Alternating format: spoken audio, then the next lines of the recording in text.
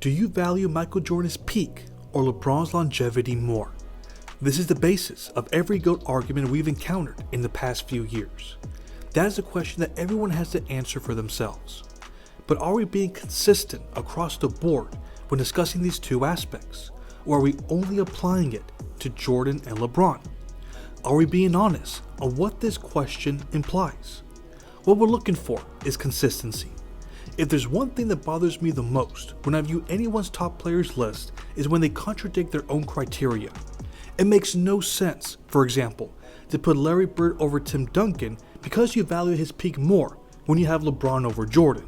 With that in mind, let's take a look at the top 10 players with the most career regular season games. Except for Kevin Willis and Jason Terry, everyone in the top 8 is considered a top 75 player. That's right, I'm unofficially including Vince Carter on that list. What you're looking at here is the players with the most longevity. Because they were so durable, they were able to compile many notable achievements. But let's be honest, how many of these players have truly benefited from their longevity? It's only LeBron James and Kareem. Think about it. Vince Carter is only one of 22 players to rack up over 25,000 career points. That was only thanks to his longevity. But that wasn't enough for him to be selected as one of the NBA's greatest 75 players. What message was the league sending? That a player's peak was going to be more valuable than a player's longevity. But that's not the only example. Let's look at Robert Parrish, the all-time leader in career games played. Here's my question to you. Would you have him ranked over Kevin McHale? I'm willing to bet that you wouldn't. I have yet to find a list where he ranks over McHale. But if longevity is truly more valuable, there is no reason to have Parrish ranked below. As we can see in this next graphic, he has simply accomplished more. His career total numbers are much greater. His longevity has allowed him to obtain more accolades, such as all-star appearances. But why are so many basketball fans ranking McHale over Parrish? Why are so many of us dismissing this discrepancy in their total numbers?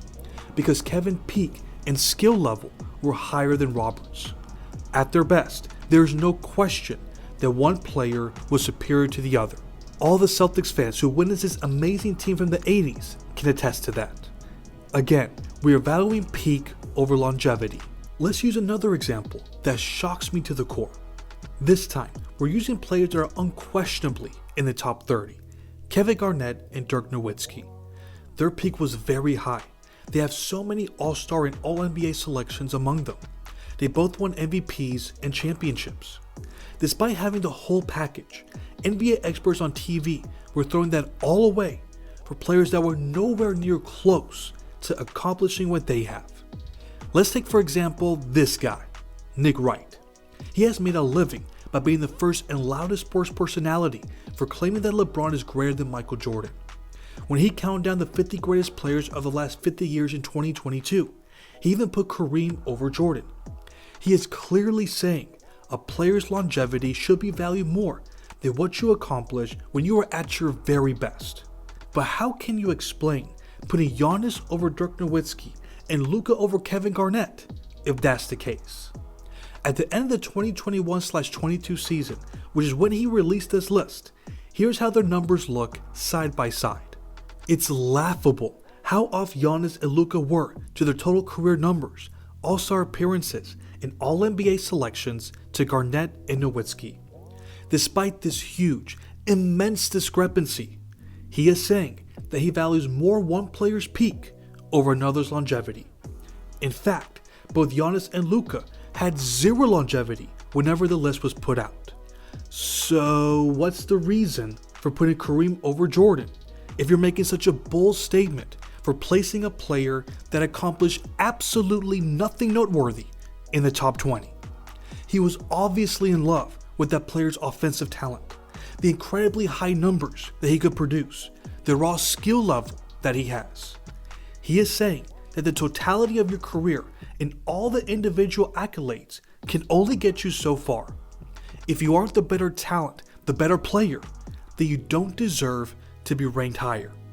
If only he was consistent throughout this whole list. But he's not the only one to believe this deep inside their core. Many sports experts and former NBA players were doing the same to Michael Jordan after he won his third title. Keep in mind that what we're about to consider came before he announced his retirement. People weren't considering that and weren't speaking out of emotion. They were making these following claims after they witnessed the most impressive finals performance in NBA history. After being the first player to lead a team to 3 straight titles since Bill Russell and averaging over 40 points per game for the series, there was a question that everyone was asking. Let's go back 32 years ago and see exactly what the discussion was. Jack McCallum of Sports Illustrated wrote this, quote, "Is Michael Jeffrey Jordan simply the best basketball player in the history of the planet?" The answer to that question, yes, a resounding yes. End of quote. If you are of a certain age, you probably don't know who this legendary sports writer is or care about his opinion. But you probably know these Hall of Famers, Willis Reed and Bob Cousy. We're talking about 2 people who have seen, played against, and even played with the very best. Here's what Willis Reed said in that article, quote, "There's no question in my mind that Jordan is the best. Bill Russell won all those championships, so you can't take anything away from him. But if you take all the aspects of the game, you have to say Michael is the best. The guy wins scoring titles, and he's one of the best defensive players of all time. That says it all." End of quote. Now let's add what Bob Cousy said. Quote, "His talent is that far above everyone else's. Russell was the most productive center I've ever seen, and he complemented the talent we had. But you can say that he wasn't as good of a shooter as some other people. Jordan doesn't have any area like that." End of quote. Former players and sports analysts alike were calling him the greatest ever. By 1993, his career total stats couldn't compare to other greats who played much longer, but it didn't matter to any of them. His talent level and achievements were already enough to call him the GOAT. What's interesting is that Kareem's name wasn't mentioned at all with the players that were quoted in that article. The GOAT conversation seemed to be between Jordan and Russell. Why is that? Because Kareem was doing all his winning when he passed a certain age and when he was playing with a certain player. He was putting up amazing numbers and winning all these MVPs in the 70s, but he would then have underwhelming results in the playoffs. It's not that people weren't admiring what Kareem was doing throughout all those years. It was extremely impressive. But without realizing it, they were saying that it was more impressive when you accomplish certain things while you're at your best. That's the only reason to explain why everyone at the time was comparing Jordan to Russell instead of Kareem. For the record, I don't agree that Bill Russell should be ranked higher. I believe Kareem's peak was greater than Russell's, but apparently many sports analysts at the time didn't believe so. But we're not here to rehash a 30-year-old debate. We're here to discuss Michael Jordan versus LeBron James. Again, we're only discussing their peak, what they did at their absolute best. Don't bring in career numbers here. Take that out the window. Take Michael Jordan's best and LeBron James' best. Who was better? We have a graphic to help us answer that question. Here's the top 5 highest numbers reviewing both of their careers for various categories. We'll start with all the categories that Michael has the advantage over LeBron. We can see he has 8 categories where he finished first or has more appearances. In many instances, LeBron only shows up a few times or none at all. Now here are the categories where LeBron has the advantage. It's only 2, assists and rebounds. The numbers say that Michael was a much better scorer and the more valuable defender. Speaking of value, the advanced numbers say that Michael was the most responsible for all their team success. Despite LeBron playing with much more all-star teammates throughout his career, Jordan was able to lead his team to 5 60-win seasons. LeBron has only done it 3 times. That is only a partial statistical case for him. We're not taking into consideration all the playoff numbers for this discussion. That can get a little tricky, since there are some postseasons where the amount of games you play can impact the per game numbers. If we're talking playoff performances, we can rattle off so many historic games and moments that Michael Jordan accomplished at his peak, such as averaging over 40 points per game in the 1993 finals, or leading his team to a dominant 15-3 postseason record in 1991. But we don't have to go that deep. It all boils down to this. What Michael accomplished in a short period is more than what LeBron has done while playing basketball for over 2 decades. We're talking about Jordan winning 2 more titles, 2 more Finals MVPs, 1 more regular season MVP, and 9 more scoring titles. He still has the lead on that while playing in less than 5,000 career games, including the playoffs. With all that information, we can draw the logical conclusion that Michael Jordan was a superior player at his peak.